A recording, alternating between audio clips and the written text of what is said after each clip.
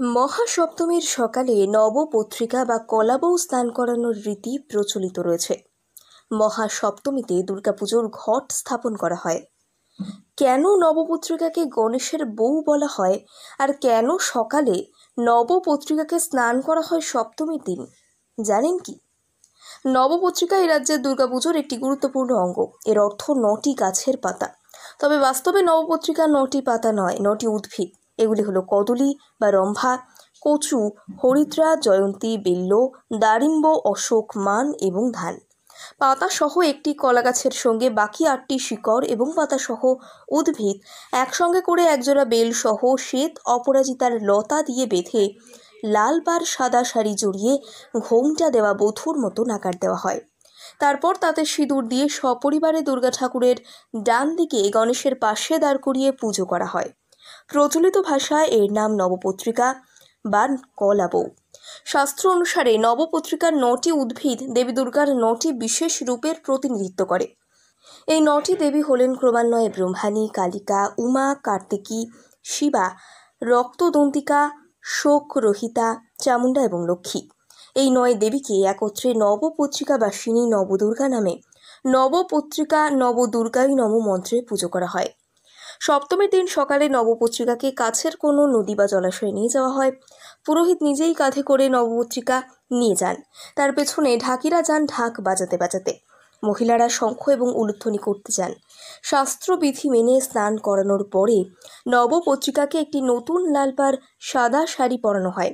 তারপর মণ্ডপে ফিরে এসে নবপত্রিকাকে দেবীর ডান দিকের একটি কাঠের আসনে স্থাপন করা হয়। পুজো মণ্ডপে নবপত্রিকা প্রবেশের মাধ্যমে পুজোর মূল অনুষ্ঠানটির সূচনা হয়। এরপর দর্পণে দেবীকে মহা স্নান করানো হয়। এরপর বাকি দিনগুলিতে নবপত্রিকা অন্য দেবদেবীদের সঙ্গেই পূজিত হন। গবেষকদের মতে নবপত্রিকার পুজো প্রকৃতপক্ষে শস্য দেবীর পুজো। কৃষি নির্ভর অর্থনীতির এই দেশে প্রায় ধর্মীয় ক্রিয়াকলাপের সঙ্গেই জড়িত কৃষিকাজ। বিভিন্ন দুর্গাপুজোর বিধিতে এই নবপত্রিকার বিভিন্ন ব্যাখ্যা দেওয়া হয়েছে। আসলে এই সবই হলেও পৌরাণিক দুর্গার সঙ্গে শস্য দেবীকে মিলিয়ে দেওয়ার একটা সচেতন চেষ্টা। মহাসপ্তমীর সকালে নবপত্রিকা বা কলাবউ স্নান করানোর রীতি প্রচলিত রয়েছে। মহাসপ্তমীতে দুর্গাপুজোর ঘট স্থাপন করা হয়।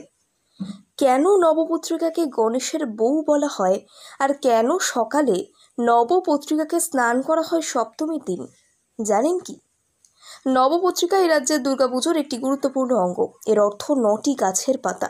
তবে বাস্তবে নবপত্রিকা ৯টি পাতা নয়, ৯টি উদ্ভিদ। এগুলি হলো কদলী বা রম্ভা, কচু, হরিদ্রা, জয়ন্তী, বিল্ব, দারিম্ব, অশোক, মান এবং ধান।